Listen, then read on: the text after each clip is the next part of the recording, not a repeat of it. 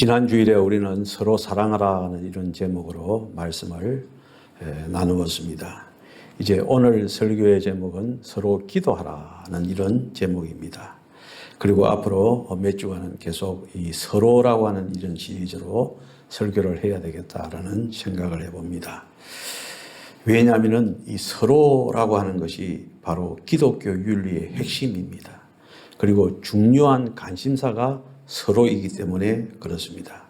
서로 사랑하라, 서로 용납하라, 서로 용서하라, 서로 봉사하라, 서로 섬기라, 또 서로 발을 씻기라. 이런 말씀이 성경에 많이 나타나고 있는데, 이런 서로라고 하는 주제가 되어지는 이 말씀이 총 35가지 종류로 성경에 기록되어 있음을 발견할 수가 있습니다.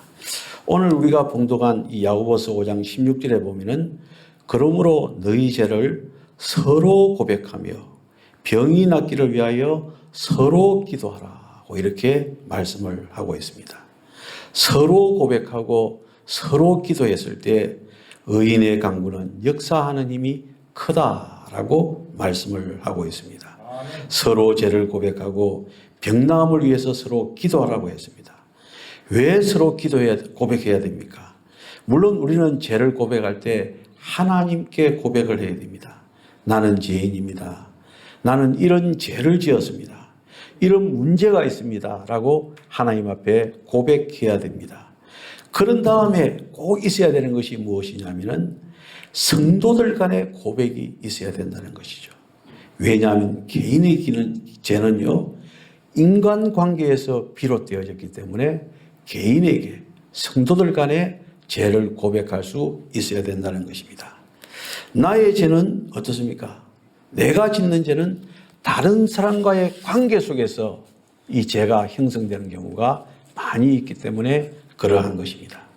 지금 그 상대방의 사람은 내가 지은 죄로 말미암아서 원망하고 아파하는데 나는 혼자서만 기도하고 있다? 이것은 백날에도 소용이 없는 것입니다. 먼저 상대방에게 가서 미안합니다, 내가 잘못했습니다 라는 이 한마디가 반드시 있어야 되는 것입니다. 하나님 앞에 회개하기에 앞서 상대방에게 가서 죄를 고해야 된다는 것입니다. 그렇게 하지 않고 회개했다고 하는 것은 거짓말이 될 수가 있는 것입니다. 이런 것이라면 어떤 회개도 통하지 않는 것입니다. 우리 예수님께서는 분명히 말씀하지 않았습니까? 하나님 앞에 제사함을 받으러 갈 때에 자신을 원망하고 있을 누군가가 생각나거든 빨리 그에게 가서 잘못했다고 화해를 한 이후에 예물을 바치라고 우리 예수님께서 친히 말씀을 하셨습니다.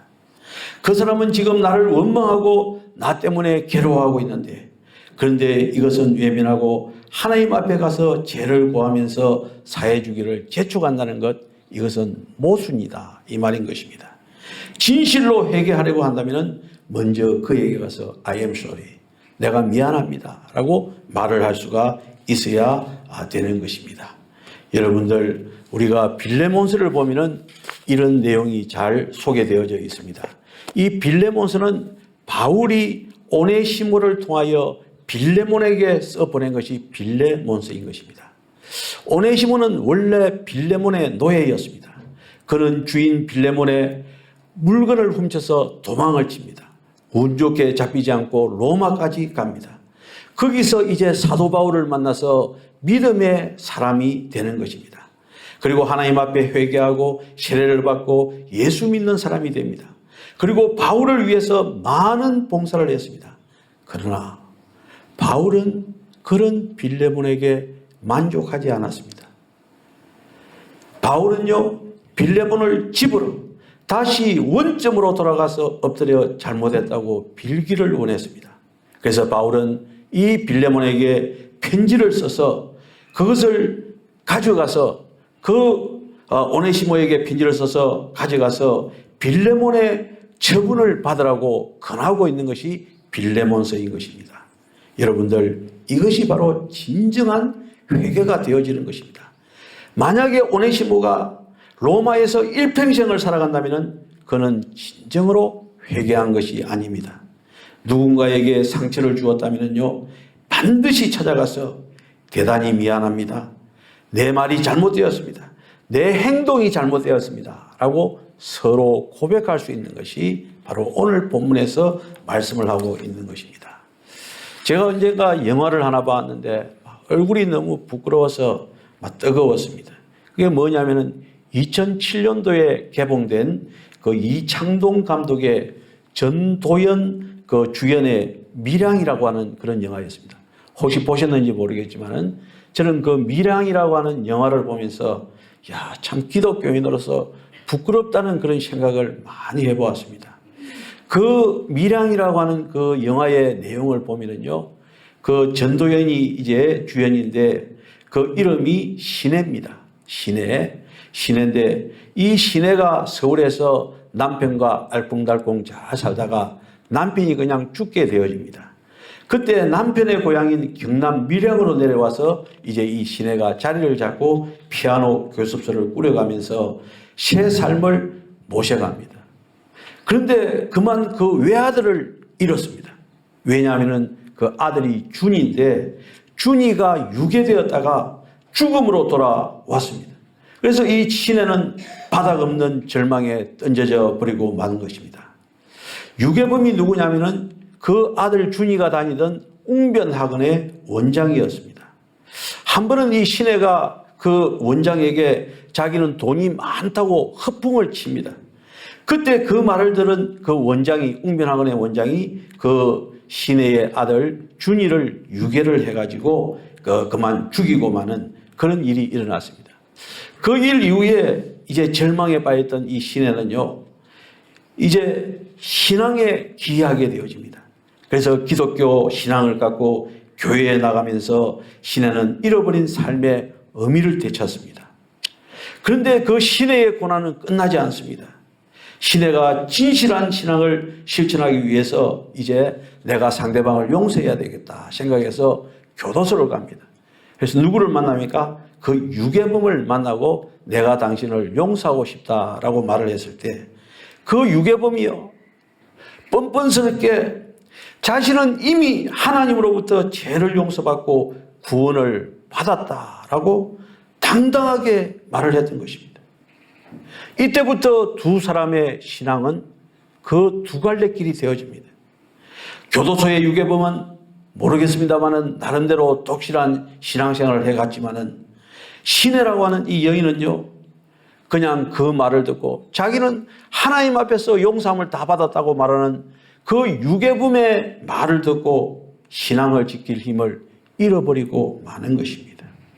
여러분들, 그 영화에서 유괴범이었던 그 사람이요, 그 주인공인 신혜에게 제가 잘못했습니다, 용서해 주십시오 라고 하는 이 한마디만 했다면 그 신혜라고 하는 이 여인은 계속해서 신앙생활을 할 수가 있었을 것입니다.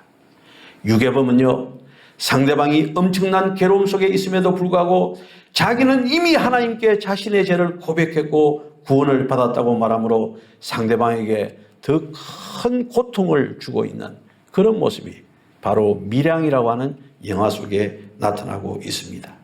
여러분들, 우리는요, 서로 자신의 죄를 고백하는 그런 미덕이 우리에게 있어야 됩니다. 그리고 또 오늘 본문에서는 이제 이런 개인적인 서로의 죄 고백 다음에 또 한 단계가 있습니다. 그것은요, 우리가 교회의 한 신앙의 일원으로서 죄를 고백해야 될 때가 있다는 것입니다. 교회에서 무엇인가 잘못한 것이 있었을 때 우리는 그것을 공개적으로 고백할 수 있어야 됩니다. 대단히 죄송합니다, 내가 이 교회에 이런 잘못을 했습니다라고 고백할 수가 있어야 됩니다. 교회의 잘못을 고백하지 않고 그대로 들어앉아서 하나님 앞에 죄사함을 청하는 것은 아닌 것입니다. 대단히 죄송합니다, 이 한마디는 참으로 중요한 것입니다. 물론 교회는 용서할 것입니다. 이미 용서했습니다. 그러나 고한다고 하는 그 고백이 있기 전에는 결코 온전한 자유를 찾을 수가 없는 것입니다. 제가 왜 이 말씀을 하느냐 하면은 1907년에 한국 교회의 부흥 운동이 있었을 때의 일을 말씀하기 위해서 이 말씀을 드립니다. 1907년 한국 평양 대부흥 운동을 통해서 오늘날의 우리 한국의 기독교가 형성되어졌습니다. 그 1907년 한국 교회사에서 아주 중요한 위치를 차지하고 있는데 그 부흥 운동의 첫 시작이 어디냐면은 한경남도 원산이었습니다. 그 당시 우리나라의 교회는요, 여러 가지 악조건과 나름대로의 문제점으로 애를 먹고 있었습니다. 원산에 있는 교회도 마찬가지로 부흥되지 않는 교회와 그 밖에 많은 문제로 속을 앓고 있었습니다. 선교사, 장로, 교인들이 서로 화해하지 않고 서로 막 책을 잡는 그런 일들이 벌어지고 있었습니다.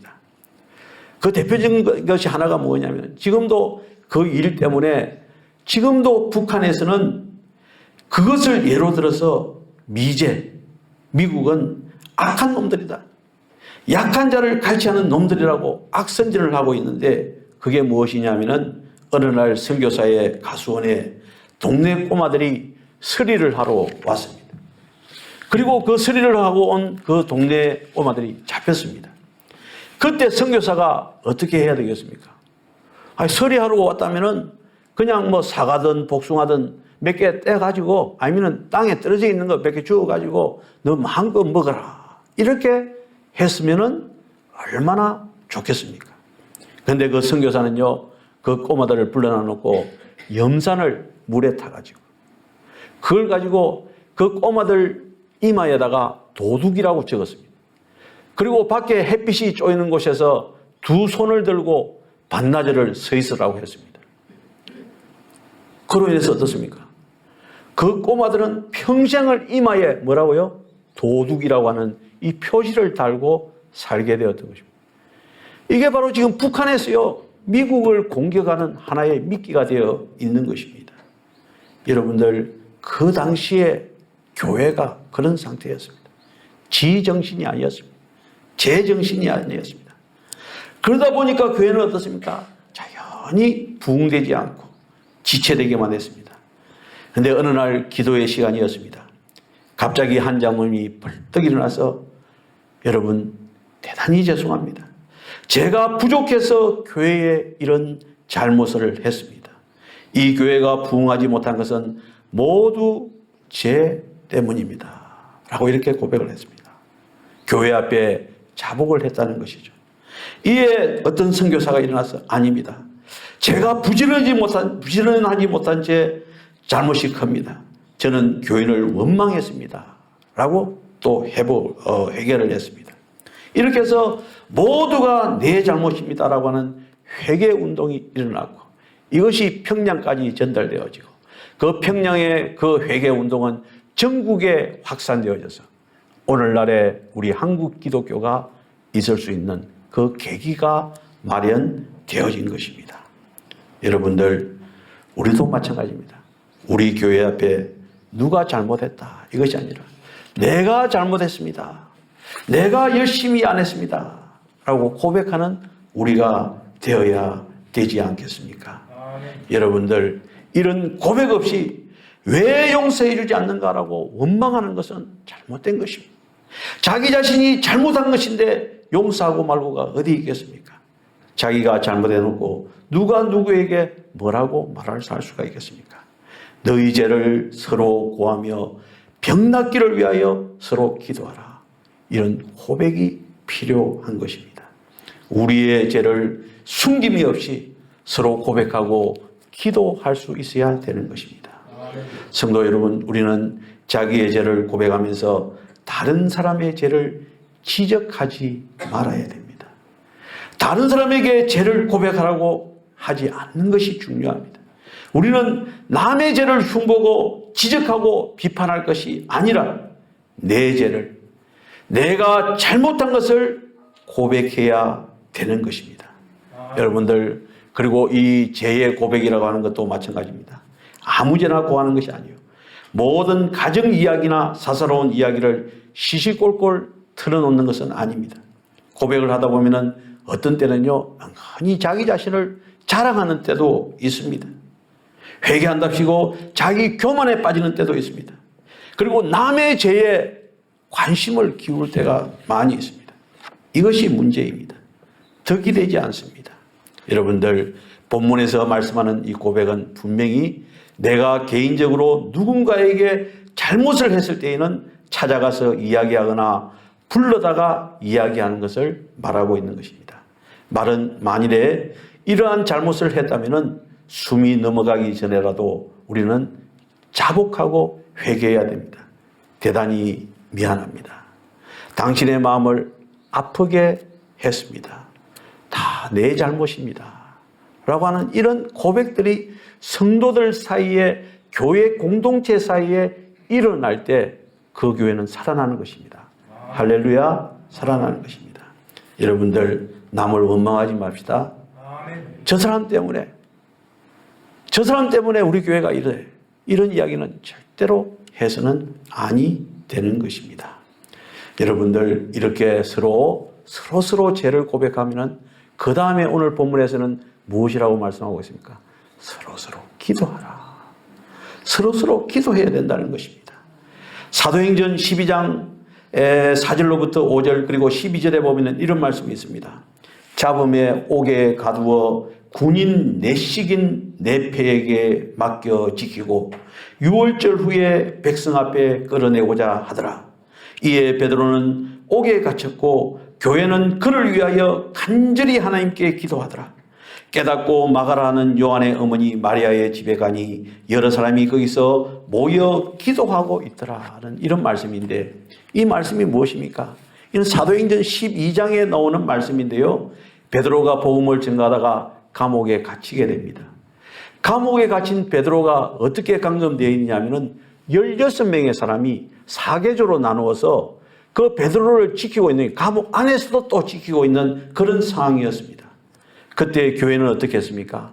그 베드로를 위해서 간절히 서로 기도했던 것입니다. 그 기도의 결과 어떻습니까? 이 베드로는 하나님의 역사로 풀려나와서 서로 만나게 되어집니다. 오늘 읽은 말씀에 보면은요, 베드로가 저들의 집에 찾아갈 때까지 저들은 뭘 했습니까? 서로 기도하고 있었다는 것입니다.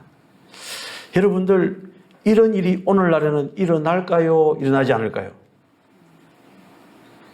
일어납니다. 왜냐하면 오래전에 김진홍 목사님의 간증을 들은 적이 있는데, 김진홍 목사님이 이제 그 민주화 운동을 하다가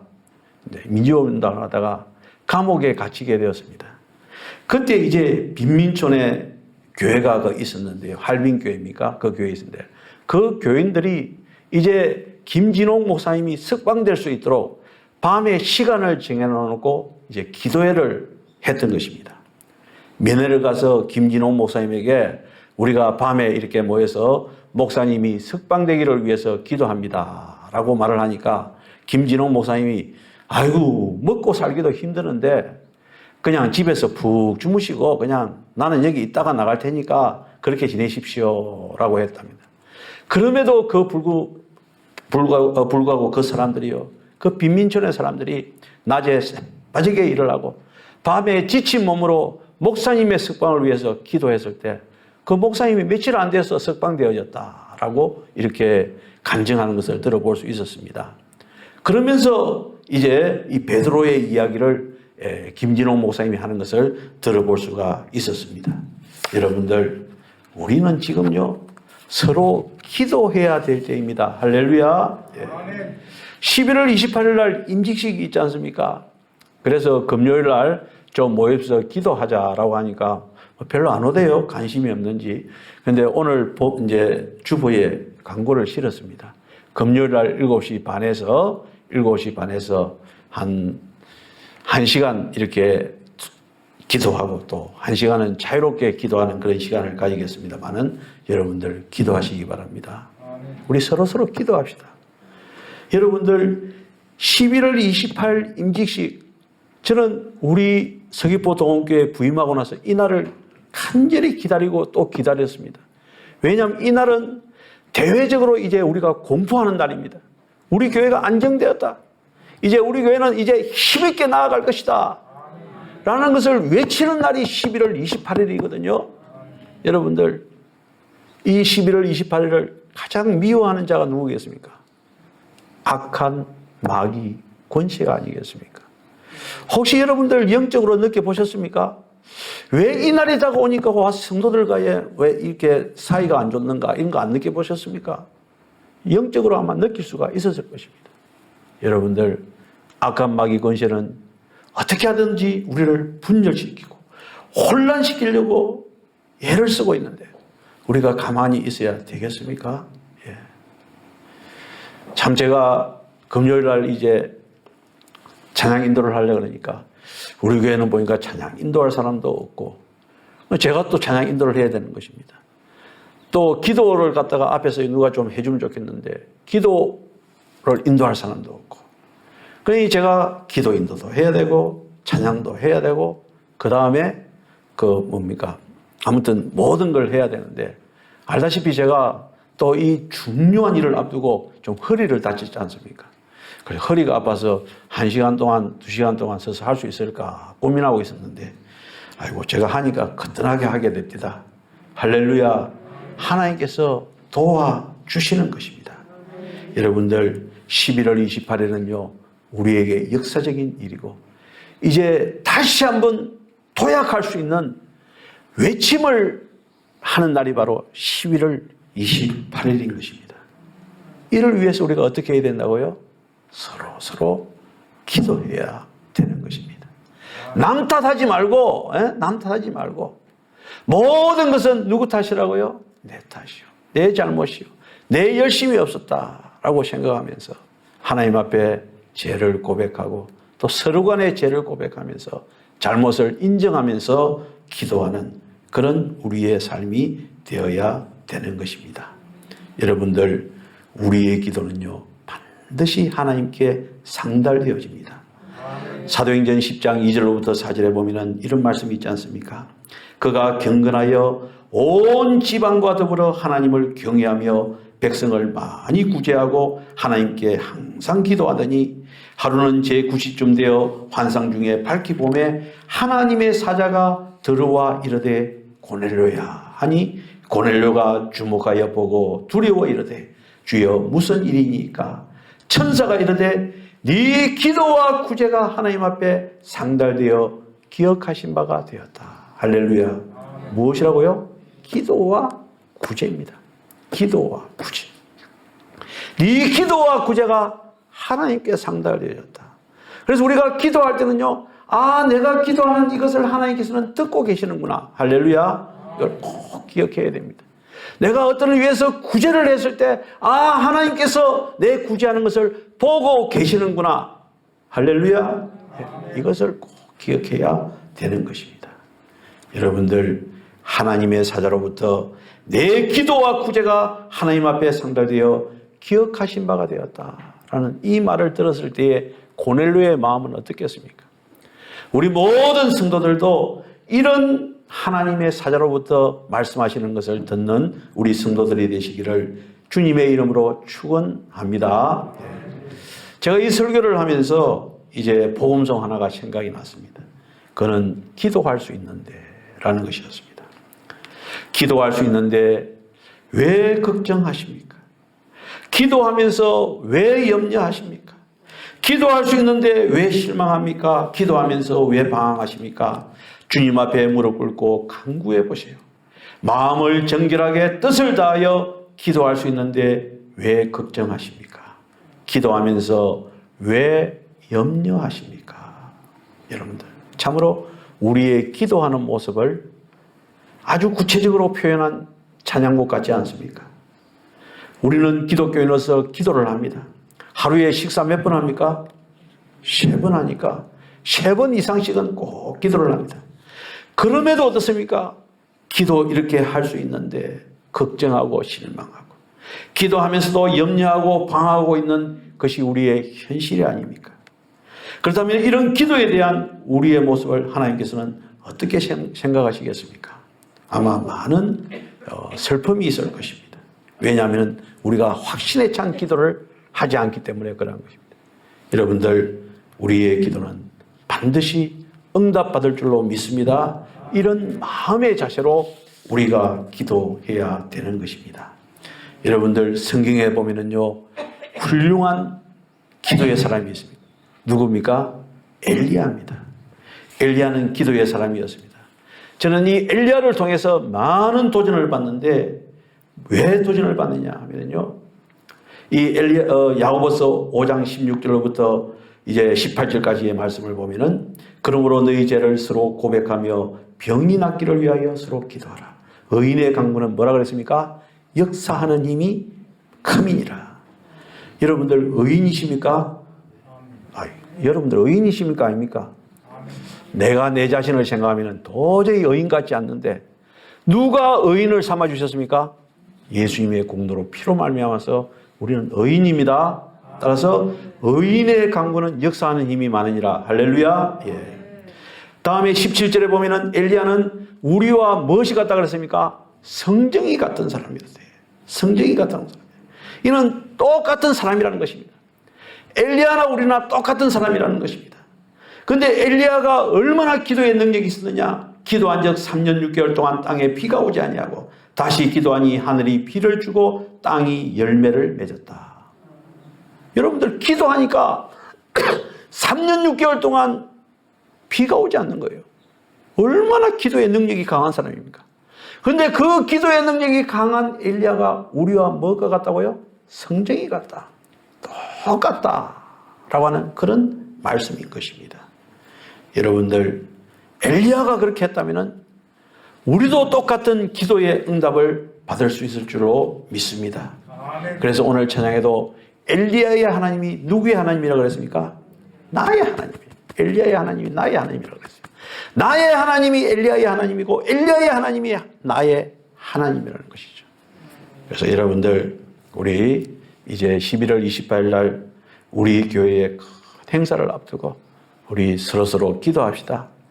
엘리야처럼 기도하고 고넬료처럼 기도하고, 또 베드로가 감옥에 갇혀 있었을 때 그 성도들이 서로서로 모여서 기도했던 것처럼 우리도 모여서 기도할 때 이제 11월 28일을 기점으로 해가지고 우리 서귀포 동원교회가 수직으로 성장하는, 할렐루야. 뭐라고요? 수직으로, 수평이 아니고 수직으로 성장하는 놀라운 기도의 응답을 받을 줄로 믿습니다. 기도드리겠습니다. 사랑의 하나님, 감사합니다. 은혜 가운데 저희들을 사랑하여 주시고 우리 주님께 영광 돌리게 해주시니 감사를 드립니다. 하나님의 놀라운 은혜 가운데 서로서로 기도하고 서로서로 고백해야 된다는 사실을 다시 한 번 더 깨닫게 해주시니 감사를 드립니다. 우리 모든 성도들이 엘리야와 같은 성도들이 되게 하여 주시옵소서. 고넬료와 같은 성도들이 되게 하여 주시옵소서. 그래야 놀라운 기도의 응답 속에서 이 세상을 힘있게 승리하며 살아가는 우리 성도들의 복된 삶이 되게 하여 주옵소서. 예수님 이름으로 기도드리옵나이다. 아멘.